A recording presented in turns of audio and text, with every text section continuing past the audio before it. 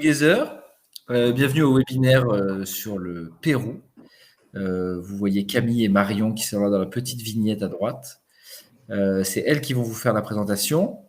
Voilà, Anne-Charlotte a entamé la discussion sur le chat, c'est ce que j'allais dire, magnifique. Donc, en bas à droite, vous avez un petit chat où vous pouvez mettre voilà, des petits messages de sympathie. Voilà, envoyer de l'amour, tout ce que vous voulez. Si vous avez un problème technique, n'hésitez pas à le mettre là aussi. Dans ce cas-là, moi, je vous répondrai. Et puis, voilà. Hola, Stéphania. Alice, bonjour. David Bruno, on peut mettre un petit message, David Bruno, s'il te plaît, merci. Et donc, voilà. Je vais laisser les filles vous faire la présentation. Moi, je vais me cacher. Je reviendrai peut-être à la fin pour vous dire bonjour. Et plutôt pour vous dire au revoir. Et puis, voilà. Les questions se feront à la fin du webinaire. Vous pourrez les écrire directement dans le chat en bas à droite avec un point d'interrogation et on les affichera à l'écran et les filles y répondront. Voilà, je vous souhaite à tous un excellent webinaire et si vous avez des questions sur Together ou autre chose, n'hésitez pas aussi à mettre vos questions dans le petit chat à droite. Je vous laisse la parole, Camille et Marion. Bon webinaire à tous. Merci Thomas pour l'introduction. Bonjour à toutes, bonjour à tous. Donc on est Camille et Marion de l'agence Terra Pérou. On est là en cette rentrée un petit peu bizarre pour tout le monde, comme le disait Together, et en plus pour un webinaire un peu différent des autres, puisque l'idée aujourd'hui c'est pas de vous présenter le pays, le Pérou, mais plutôt de vous faire un webinaire sur notre engagement, nos engagements comme acteurs du tourisme durable et vous partager le fruit de nos réflexions et de notre travail qu'on a mené ces 18 derniers mois. On veut le partager avec vous puisque pour nous, organiser un voyage responsable au Pérou, c'est le faire main dans la main avec vous, avec nos partenaires terrain, avec nos collaborateurs et aussi avec nos voyageurs. Donc, si vous voulez par contre retrouver nos webinaires pays, on en a déjà fait avec Together, donc vous pouvez les retrouver sur leur page YouTube. On en a fait 3 thématiques, un sur le communautaire, le Pérou chez l'habitant, un sur le Pérou en famille et enfin le Pérou en mode trek et aventure, donc à regarder en résolution basse sur YouTube. Une petite introduction sur le Pérou et notre agence. Donc, Terra Pérou, on est une agence locale et francophone située à Lima. Ça va faire maintenant 20 ans qu'on est installé ici au Pérou. On fait partie du groupe Terra, donc qui dispose de 19 agences un petit peu dans tout le monde. Et on est une équipe de 5 personnes, bilingues, franco-péruviennes. Voilà. Et on propose des voyages qui sont conçus sur mesure et organisés dans le respect des populations, du patrimoine et de l'environnement. Et afin de garantir donc la sécurité et la qualité des voyages de nos voyageurs, on leur garantit une assistance francophone 24 heures sur 24. Alors, pour entrer en vif, quelques informations pratiques sur le Pérou. Les démarches pour venir sont extrêmement simples. Donc, on a un vol direct avec Air France qui fait Paris-Lima en 12 heures, plus ou moins. On n'a ni besoin de vaccin, ni besoin de visa et on peut venir au Pérou globalement toute l'année. On a une saison des pluies de novembre à avril, il y a une saison sèche de mai à octobre, mais voilà, c'est facile sur différentes régions de venir au Pérou. Pour séjourner au Pérou, on a de bons hébergements, de bonnes infrastructures. On va avoir des hébergements allant du 2 étoiles au 5 étoiles, des maisons d'habitants et des configurations qui vont aller pour les familles, les couples ou les amis. Voilà, des chambres doubles, triples ou quadruples. Au niveau des transports, on a des transports sûrs et variés. On a des guides francophones plus ou moins sur toutes les étapes en soi. Et au niveau des budgets, ici, je vous ai donné des fourchettes approximatives par personne et par jour sur différentes bases, que ce soit standard, confort ou luxe. Voilà. Donc, pour entrer dans le vif du sujet, l'OMT, donc qui est l'Organisation mondiale du tourisme, définit le tourisme responsable comme un tourisme qui tient pleinement compte de ses impacts économiques, sociaux et environnementaux actuels et futurs, en répondant aux besoins des visiteurs, des professionnels, de l'environnement et des communautés d'accueil. Donc pour nous, chez Terra Pérou, un tourisme responsable, c'est un tourisme qui va respecter et préserver les sites culturels et naturels, qui va participer au développement de l'économie locale, qui va respecter les populations et surtout qui va faire un choix. C'est un tourisme pour lequel on va faire des choix de prestations qui ont des impacts environnementaux faibles. Une petite question de curiosité à vous, agents de voyage et professionnels du tourisme. Est-ce que depuis peu, vous avez ressenti une certaine tendance chez les voyageurs à attirer vers un tourisme plus responsable? Vous pouvez me répondre dans le chat en bas à droite. Peut-être que ça c'est d'ailleurs ainsi. Ça c'est depuis quelques mois, il y a eu de plus en plus de cas avec le Covid, je pense.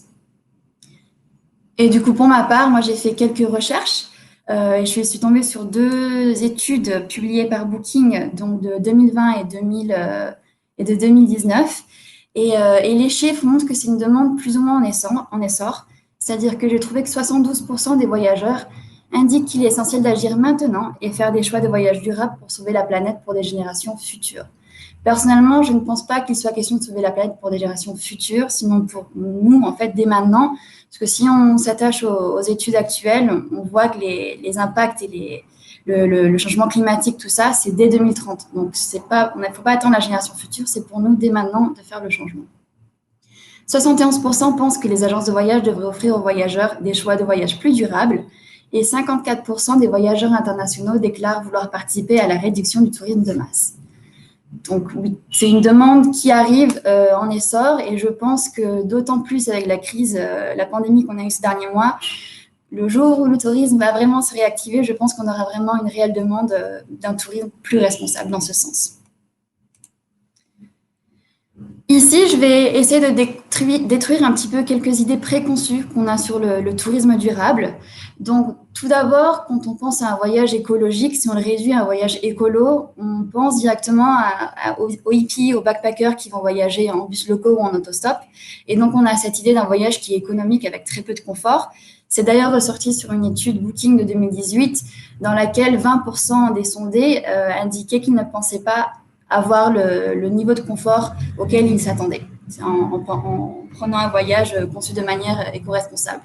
En réalité, on est tout à fait en mesure de concevoir des voyages qui sont éco-responsables pour tous les types de confort.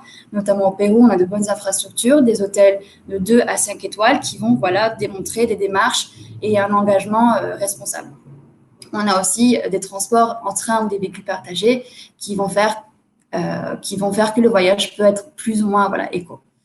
On pense aussi que ce sont des voyages très longs et onéreux. On a ces images donc des voyages reporters, des voyages qu'on a sur Arte ou National Geographic, des voyages extrêmement chers et réservés à une certaine catégorie de la population. Et d'ailleurs, 36% des sondés indiquaient que l'obstacle principal était le prix d'un voyage avec des pratiques responsables. En réalité, oui, je ne vais pas vous le cacher, un voyage conçu de manière éco-responsable a un prix un petit peu plus élevé qu'un circuit classique. C'est notamment justifié par une rémunération qui est plus juste à nos collaborateurs et avec des prestations qui sont qualitatives et différentes. Et donc, dans cette même enquête de Booking, 67% avaient indiqué qu'ils étaient d'accord de payer un voyage 5% plus cher si cela pouvait leur assurer qu'ils auraient des prestations avec des impacts environnementaux plus faibles. Donc voilà, donc l'idée d'un tourisme responsable, c'est de faire la promotion de la qualité et non de la quantité. Et avec tout ça, on s'est rendu compte que nous, au sein de Terra-Pérou, il fallait vraiment qu'on retravaille en fait toute notre activité. Et Marion donc, va vous parler donc, de ces 18 derniers mois de réflexion. Merci Camille. Effectivement, chez Terra-Pérou, on a toujours, historiquement, on a toujours eu un engagement éthique important. Mais on avait envie d'aller plus loin, de formaliser notre engagement. On a, du coup, 18 mois, entamé un audit avec l'Institut Tourser pour une certification. On ne l'a pas fait pour la certification en tant que telle, on ne l'a pas fait pour le logo, ce n'était pas quelque chose qui nous intéressait particulièrement, on n'est pas là pour communiquer dessus, mais on voulait vraiment avoir un accompagnement sur comment mener une vraie réflexion en interne. Donc, on a commencé donc l'audit il y a 18 mois maintenant. Ça a duré 2 mois et demi. Et on a vraiment évalué à 360 degrés notre agence, nos opérations, notre gestion interne, notre production et nos relations avec nos fournisseurs. Ça s'est retranscrit à travers 3 volets. Je reprends un peu la définition de l'Organisation mondiale du tourisme, mais il y a un volet social, il y a un volet économique et il y a un volet environnemental. Donc d'abord sur la partie sociale, concrètement, qu'est-ce qu'on fait aujourd'hui, La première chose, c'est la formation continue de nos équipes.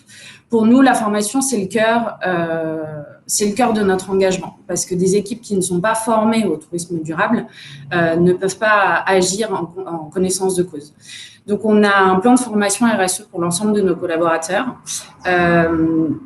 On a d'ailleurs, je pense que peut-être pas tous connaissent ce club, mais le club du Yaka Faucon de Together qu'ils ont mené et qui a été un peu plus plébiscité, en tout cas en période de Covid.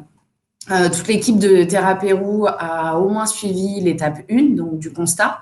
Et puis en interne, on a également tout un plan de formation avec aussi des intervenants extérieurs comme le CERNAM, comme Prom Pérou, qui est l'Office du tourisme, sur des thématiques différentes sur la RSE. Pour nous, ça passe aussi par des formations terrain auprès de nos équipes, formation de nos guides, formation de nos chauffeurs, des trucs tout bêtes du quotidien, mais par exemple, on s'était rendu compte que les chauffeurs avec lesquels on travaillait n'étaient pas forcément formés pour utiliser de l'oxygène en altitude. Or, le Pérou est un pays en haute altitude et nos chauffeurs sont parfois amenés à être avec nos voyageurs sans guide directement et donc ont besoin d'être formés à l'utilisation d'oxygène. Donc, on a mené des formations de premiers secours, de sauvetage, et on a mené toute une campagne, et ça, c'est vraiment, comme on vous le disait, un travail main dans la main, tous ensemble, avec l'ensemble des acteurs de la chaîne, de sensibilisation de nos partenaires. Dans la partie sociale, on a aussi plusieurs soutiens à plusieurs projets de développement, notamment avec nos communautés partenaires, qui ont besoin, par exemple, de développer des infrastructures où on s'était rendu compte, nous, qu'on organisait un trek qui s'appelle le trek d'Uchuy Cusco entre Patabamba et la communauté d'Uchuy Cusco, sauf qu'ils arrivaient trop tard pour déjeuner dans la communauté de nos voyageurs. Donc, pour aider la communauté d'Uchuy Cusco à se développer et en même temps offrir un confort à nos voyageurs, et la communauté d'Uchuy Cusco avait un terrain à Pucamarca et on s'est dit voilà, c'est parti, on monte un projet de construction d'un comédor dans cette zone-là, on aide Uchuy Cusco à se développer et en même temps on offre un confort à nos voyageurs. Donc voilà, on a plusieurs projets de développement ciblés en fonction de notre activité. Et puis aussi des projets de volontariat. On a des voyageurs qui veulent faire des volontariats pour aider localement. Donc, on le fait toujours selon les besoins des communautés, c'est-à-dire qu'on ne crée pas un besoin qui n'existe pas. C'est toujours la communauté qui va formuler un besoin en fonction du développement de ces infrastructures. On est signataire de l'ESNA. Donc l'ESNA, c'est l'exploitation sexuelle des enfants et des adolescents qui est très présent au Pérou. Donc, on est signataire, on a beaucoup sensibilisé nos partenaires à cela pour dénoncer toutes ces pratiques. Sur la partie sociale, on s'attache aussi beaucoup à la satisfaction de nos équipes et de nos voyageurs. De nos équipes à travers les conditions de travail, l'épanouissement au travail. On a fait plusieurs enquêtes de satisfaction interne, anonymes, pour justement pouvoir répondre à certains besoins en interne. Et on a systématisé aussi des retours clients. Il faut savoir que vous, comme nous, on essaie toujours d'avoir des retours clients, mais parfois, le client rentre de voyage, il n'est pas disponible, il reprend le travail et donc on n'arrive pas à avoir des retours.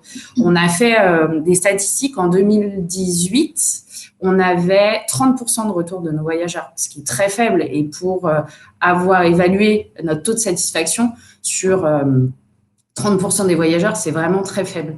Avec tout le processus de systématisation des retours clients, on est passé à 80%. Donc, on a encore du chemin à faire, mais on a déjà une bonne vision de la qualité de nos opérations. Et enfin, sur la partie sociale, on a implémenté plusieurs protocoles de sécurité sur le terrain avec nos fournisseurs, au bureau. Et actuellement, on travaille aussi sur les protocoles de sécurité spécial Covid que la crise sanitaire nous force à créer, en tout cas. Le deuxième volet, c'est la dimension économique. On s'attache à favoriser une économie locale. On travaille avec des partenaires locaux qui opèrent localement, principalement des TPE, des entreprises familiales avec lesquelles on travaille depuis des dizaines d'années, de nombreux indépendants, notamment chez les guides.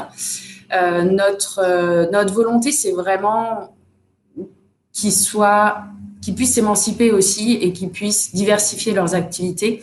Des nombreuses communautés avec lesquelles on travaille, leur économie principale, ce n'est pas le tourisme, c'est l'agriculture, et le tourisme est un complément d'activité.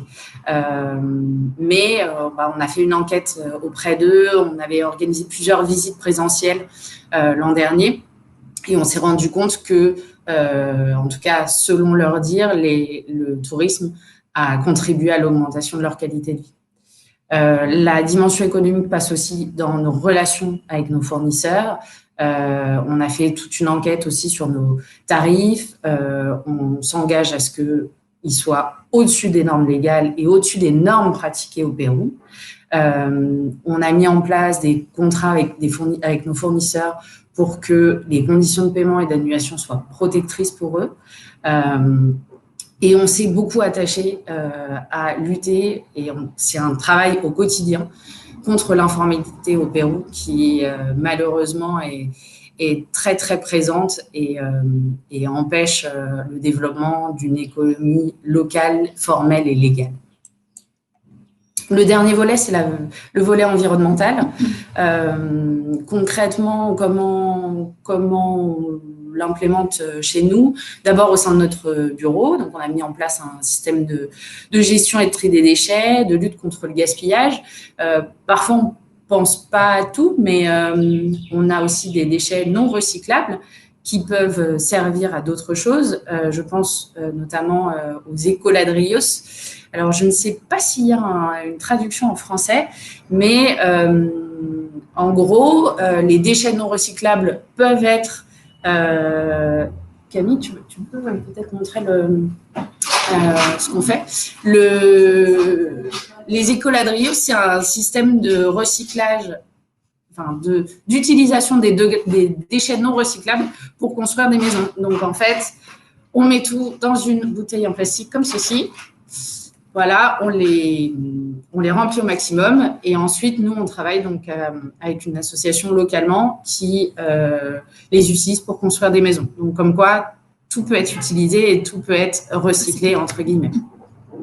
Donc, voilà pour notre bureau. On a aussi, grâce à Sarah et ses webinaires sur la décologie, on a introduit la thématique de la réduction de notre empreinte numérique.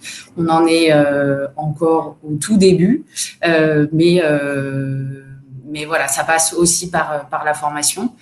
Et localement, nous, on vit au bord de la mer, on vit à Lima, donc au bord des plages, malheureusement des plages avec beaucoup de plastique. Donc, on participe aussi en équipe à des campagnes locales de nettoyage des plages.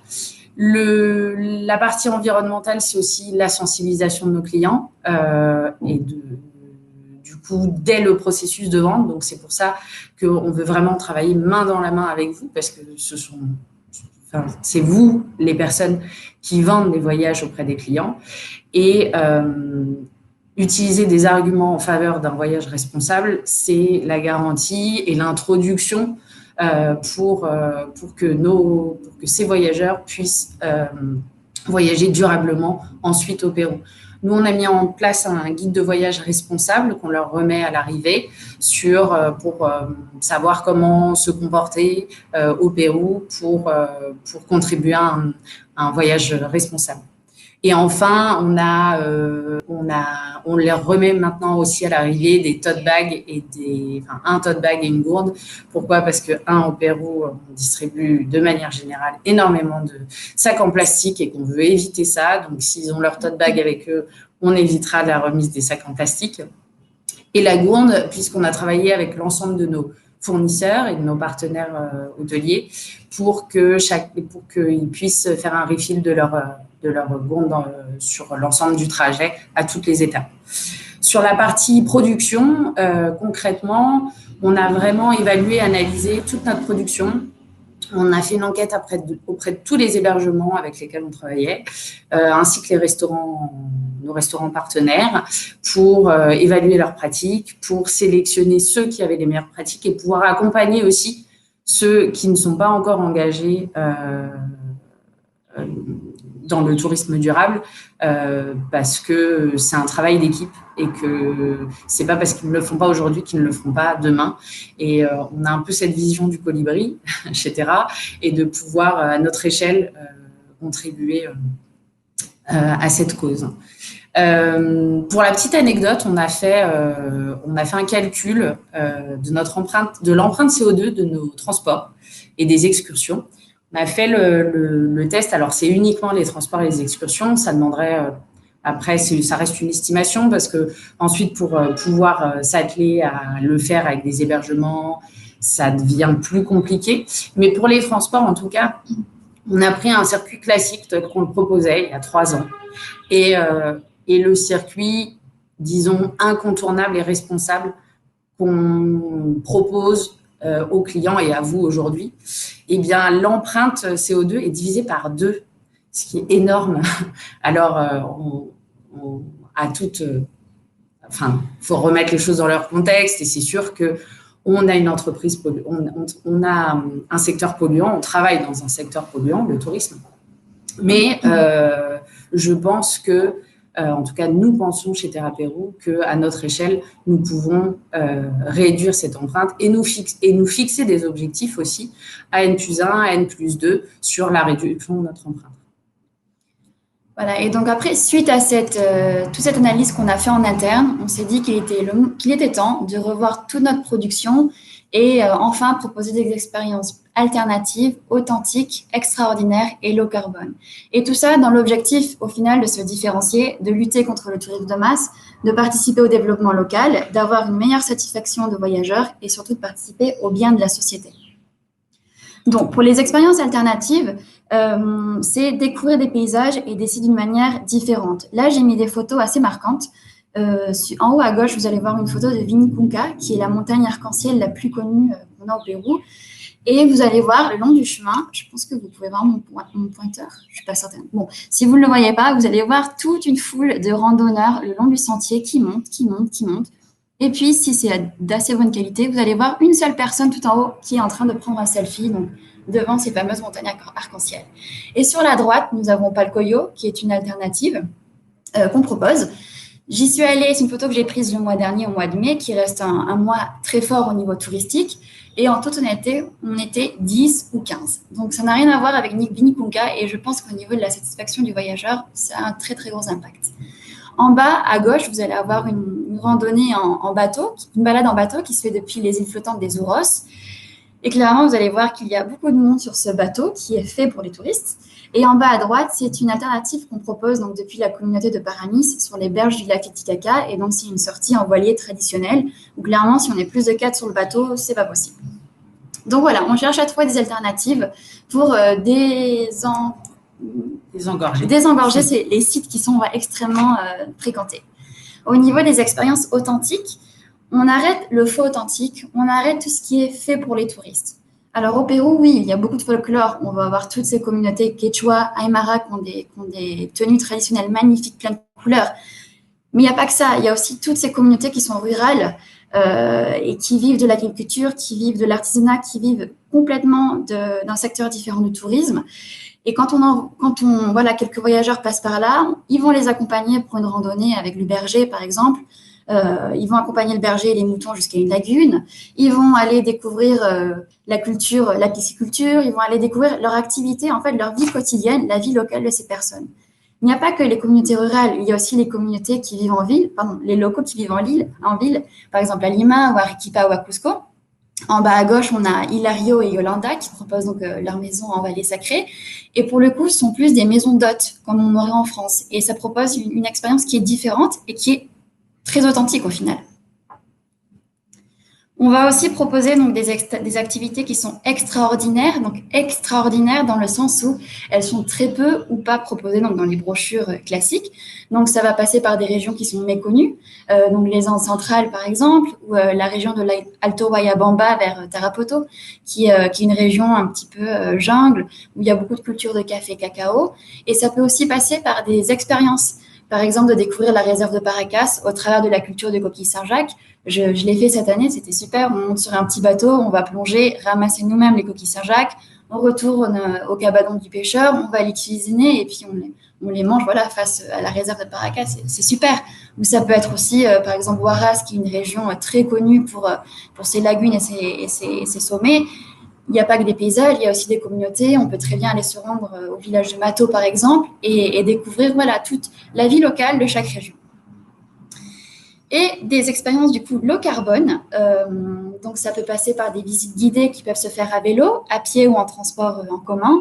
Par exemple, à Lima, on pourrait très bien prendre le Metropolitano, qui est notre réseau de transport en commun, qui marche 100% en gaz naturel et qui nous permettrait de se rendre dans le centre historique de Lima, faire une visite guidée et puis rentrer à notre hôtel sur Miraflores ou Barranco.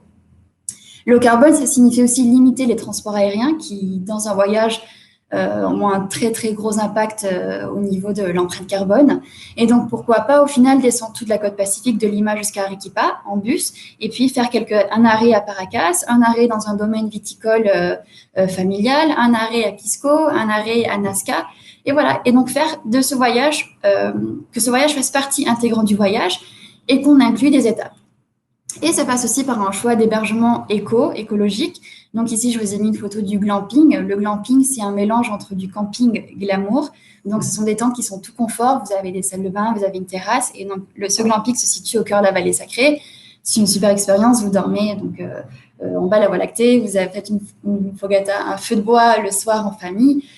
Ça peut aussi être des hébergements, des infrastructures en dur. Donc, suite à l'étude dont Marion a parlé un petit peu plus tôt, on a pu faire une sélection des hôtels qui ont un meilleur engagement vers un tourisme durable, ou qui disposent de labels et qui ont vraiment mis en place des pratiques responsables.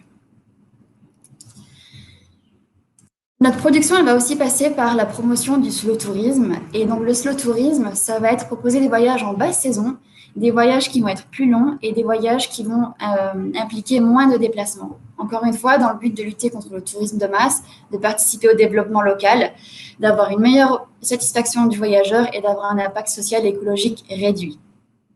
Au niveau de la basse saison, donc le Pérou, on a dit qu'il y avait une saison des pluies, une saison sèche dans les Andes. Mais le Pérou est immense, donc quand il pleut dans une région, il peut faire grand soleil dans l'autre. Donc en fait, il est possible de voyager tout au long de l'année au Pérou en choisissant bien les régions. Arequipa, par exemple, il doit faire 360 jours de soleil par an. Trujillo, Chiclayo, qui est situé sur la côte nord du Pérou, ce sont deux villes avec un héritage historique pré-inca immense. Il fait beau, il ne pleut pas de novembre à avril. Iquitos, c'est pareil, c'est l'Amazonie au nord du Pérou, on peut y aller toute l'année. Et la côte pacifique au sud, avec les déserts de Nazca, il peut faire gris, mais vous n'allez pas avoir de pluie. Donc, ça peut se faire toute l'année. Et donc, dans cette idée de slow tourisme, l'important est donc d'avoir des durées de voyage plus longues avec moins de déplacements. En faisant le compte, en 2018, nos voyages en moyenne étaient de 13 jours, si je ne me trompe pas. En 2019, on est monté à 15 jours et l'objectif approximatif serait d'arriver à 16-17 jours dans l'année prochaine, dans 2 ans, en fonction de la réactivation. Donc, on est sur la bonne pente. Et donc, au niveau de cette durée de voyage et moins de déplacements, vous allez me dire, c'est compliqué de rester plus longtemps et de faire moins de déplacements. Oui et non, parce que du coup, on a vraiment travaillé, on a vraiment développé toute une production par région qui va nous permettre de passer plus de temps. Là, par exemple, j'ai mis 4 photos de la côte Pacifique Sud. Et pourquoi pas donc partir de Lima, s'arrêter dans un domaine familial qui font du vin organique et des olives à Chilca, descendre jusqu'à Paracas, se rendre et faire une randonnée autour de la Laguna Morón, qui est une belle alternative à l'oasis de la Huacachina, qui est maintenant totalement artificielle, descendre jusqu'à Nazca et puis de là faire le trek du Cerro Blanco. Le Cerro Blanco, je pense que c'est la 2e dune la plus haute du monde, ce n'est pas la 3e. Et on a une super vue sur les Andes au loin. Et enfin, pourquoi pas faire une randonnée donc, dans les cultures, là sur des cactus, et puis arriver sur des sites pré-inca, par exemple à Nazca. Donc on a vraiment développé toute une production par région. Cette slide-là, elle va être sur Cusco. Sur Cusco, quand on pense trek, on pense au trek du Salcantay, au trek du chemin de l'Inca. Il n'y a pas que ça, il y a des millions de treks.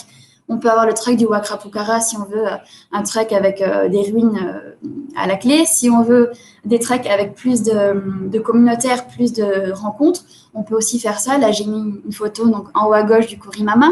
C'est une randonnée avec laquelle vous accompagnez un paysan qui va avec ses lamas. Vous allez couper la paille avec lui, vous allez les charger sur les lamas, vous allez rentrer à son village et ensemble, vous allez faire une activité d'adobe. L'adobe, c'est la terre qui sert à construire donc, leur maison. Donc, voilà, il y a plein de treks différents. Si on ne veut pas faire de trek, on peut très bien faire des cours de cuisine, des cours de dégustation de cocktails péruviens sur Cusco. Et aussi, voilà, découvrir une région, c'est aussi découvrir les problématiques de sa région. On travaille notamment donc, avec l'association Sol y Luna y Coscomaqui à Cusco, qui sont deux associations qui vont aider les jeunes en situation de difficulté de la région en se disant, voilà, au final, l'association Sol y Luna, ce sont des jeunes enfants, ils vont leur proposer une éducation et pourquoi pas, dans 10-15 ans, ces jeunes-là vont devenir guides ou vont ouvrir leur propre restaurant. Donc, c'est une sorte d'économie un petit peu circulaire qui fait que ça nous donne des voyages responsables. Et maintenant, moins de déplacements, donc c'est se concentrer sur une ou deux régions. On a l'avantage que le Pérou est immense et on peut facilement combiner deux régions qui vont être complémentaires l'une avec l'autre. Une région qui va être très naturelle, très paysage, par exemple, Huaraz, vous allez avoir les lagunes, les sommets, les randonnées, et on peut très bien en fait le combiner avec Trujillo et Chiclayo, qui est une région voisine, facilement joignable par voie terrestre, et de là rajouter 7 ou 10 jours de visites culturelles, visites historiques. C'était un exemple, il y en a plein d'autres. On peut très bien cumuler Cusco et l'Amazonie. Pareil, on a Cusco, histoire et culture, Amazoniature. On peut cumuler Tarapoto et Chachapoyas. Cusco et le lac Titicaca. Enfin voilà, il est très facile. On peut très facilement regrouper deux régions pour faire un voyage d'une durée assez de temps, une bonne durée, avec moins de déplacements. Enfin voilà, donc là vous avez eu un petit aperçu de toute notre nouvelle production qu'on a. Il y en a beaucoup. On en a beaucoup. Et donc, vous avez aussi, on vous a raconté l'analyse qu'on a fait ces 18 derniers mois, qui nous a amené à devenir ce qu'on est aujourd'hui. On sait très bien que ça marchera si on le fait main dans la main avec vous. Et donc, c'est pour ça qu'on a besoin maintenant de votre support. Si vous avez des questions, vous pouvez les inclure dans le petit chat en bas à droite et on pourra les faire défiler. On a déjà eu. Thomas? Oui, Thomas est là. Thomas est de retour.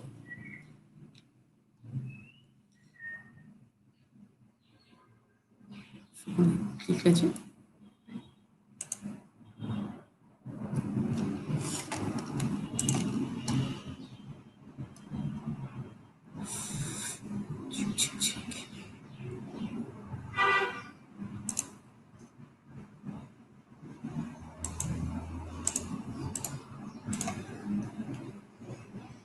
Comment en êtes-vous arrivé à diviser par 2 ?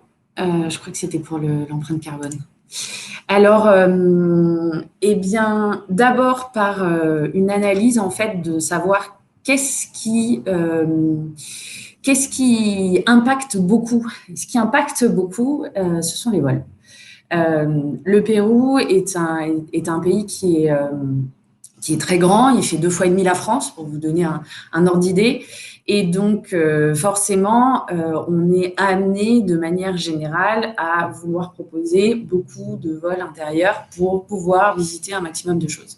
On a fait l'exercice en sens inverse. Et comme vous le disait Camille à l'instant, on s'est dit, on va concentrer 1 ou 2 régions qui sont proches et minimiser les vols internes. Donc, avant, je dirais qu'on proposait de manière générale plutôt 2 vols internes par voyage. Aujourd'hui, on est passé à 1. Donc ça, c'est la première raison pour laquelle on a fortement baissé l'empreinte CO2 de nos transports et de nos excursions. Et puis après, ça va être principalement le choix d'excursions qui sont à pied, le choix d'excursions qui sont en vélo, prendre le métropolitain pour aller faire une découverte du centre historique à Lima. Voilà, c'est analyser toute notre production et chercher des alternatives moins impactantes.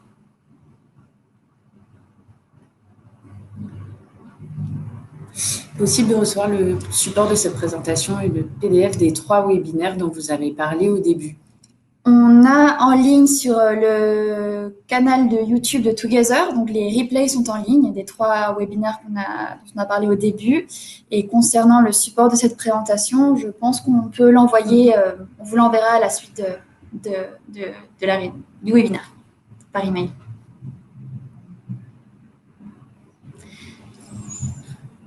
Est-il possible de proposer le voilier traditionnel à Paramis à un groupe et jusqu'à combien de participants? Malheureusement non, parce que ça reste un petit voilier, donc on peut le proposer jusqu'à 6 personnes, il me semble, plus sachant qu'on va diviser après les 6 personnes sur place.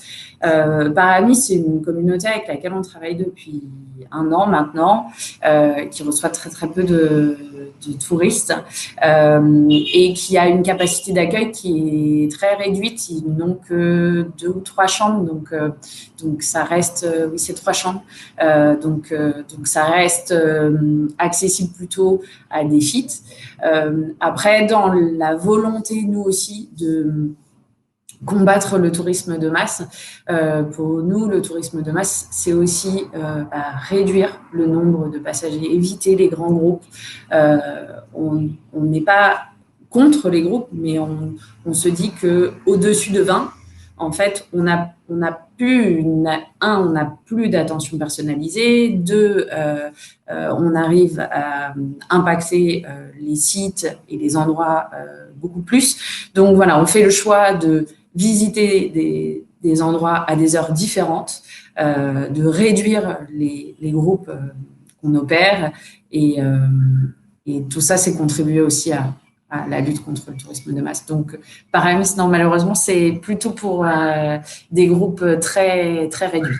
Ouais, l'idée, c'est vraiment de ne pas impacter en fait, le quotidien des communautés. Donc, envoyer un groupe de 20 personnes, on va leur bloquer toute leur journée et ils vont devoir se dédier qu'au groupe toute la journée et c'est vraiment pas ce qu'on cherche à faire. Comment ça se passe avec les habitants de Paramis, c'est Liachun par exemple? En effet, vu la situation locale, on peut comprendre qu'ils ne souhaitent pas forcément être en contact avec des étrangers qui pourraient potentiellement leur refiler le Covid. Du coup, on n'a pas envie de leur imposer notre présence ni ne pas être désirés. Quelles sont les nouvelles fraîches du front? Effectivement, alors on est en contact, nous, permanent avec les communautés avec lesquelles on travaille et on a différents sons de cloche. Paramis, par exemple, Paramis dit dès que ça ouvre, nous, on est prêt à accueillir des voyageurs, tout en respectant bien les gestes barrières, vérifier à travers un test qu'ils n'ont pas le Covid, etc. Et on va avoir des communautés qui sont plus frileuses pour l'instant. On va voir comment ça évolue. Effectivement, on n'a pour l'instant pas de visibilité là-dessus. Mais je dirais qu'on a 2 sons de cloche, en fait, pour l'instant, localement.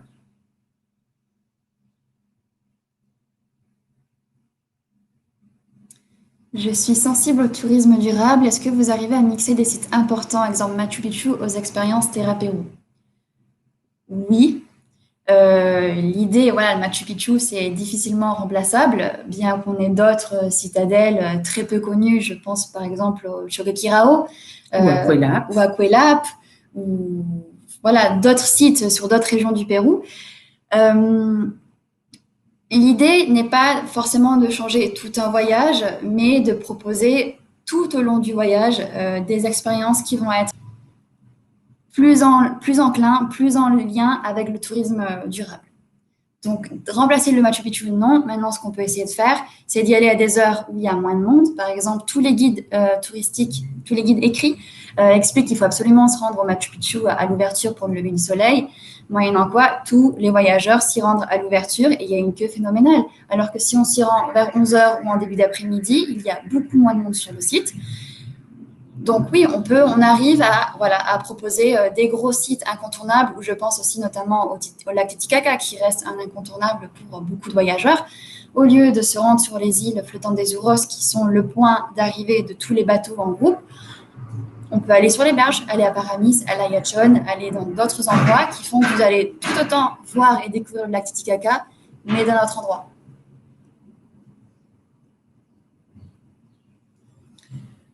Désolée de parler de cela, mais quid de la situation sanitaire actuelle au Pérou? On y est, hein, on peut en parler.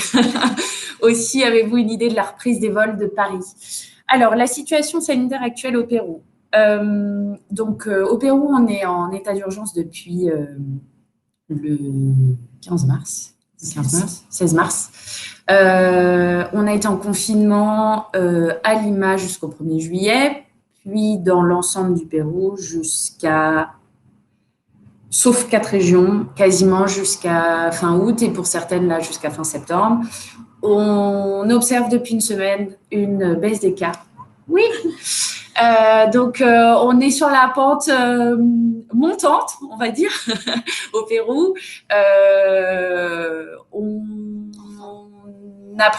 A priori, on vise une fin d'état d'urgence au 30 septembre. On vise une reprise des vols internationaux à partir de début octobre vers certaines destinations. Et avec la France et en général, je dirais avec l'Europe, parce que dans un premier temps, ça va être beaucoup des vols, pas de tourisme en fait. Donc, on prévoit, on aimerait une reprise des vols touristiques, si je puis dire, d'ici à décembre, dans le but de pouvoir redémarrer, 2021, je dirais plutôt aux alentours de février-mars.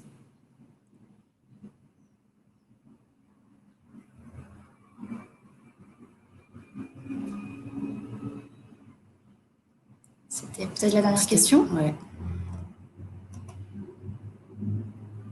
Je sais pas. Ouais. Est-ce qu'il y a d'autres questions? Ou des commentaires Ou des commentaires. Ou du partage d'expérience.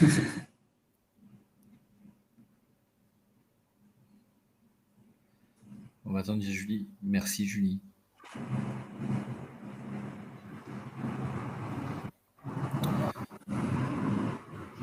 Bon, je ne crois pas qu'il y ait d'autres questions. Je pense qu'on va tomber dans les remerciements et les félicitations et l'applause.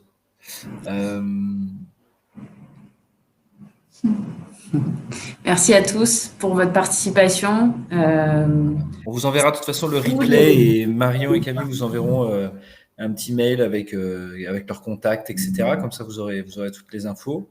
Et n'hésitez pas à les solliciter. Et la semaine prochaine, on a un autre webinaire sur les Canaries. Donc voilà. Je vous laisse le mot de la fin, Marion et Camille. Merci à tous pour votre participation. C'était important pour nous de partager nos engagements, ce travail avec vous. Et voilà, on est confiants. Effectivement, on traverse tous dans notre secteur une tempête qui est un peu longue. Mais on a confiance et on a confiance en tout cas en une reprise avec ce type de tourisme et travaillant tous ensemble, main dans la main. Donc soyez prêts pour la reprise quand ce sera le jour de la reprise. Merci à tous. Merci pour ce beau webinaire de début d'année. Ça relance tout. C'est super, les filles. Merci beaucoup. Et puis, ça va le faire. Ça va bien se passer. On lâche rien. On lâche rien. Allez, bonne fin de journée à tous.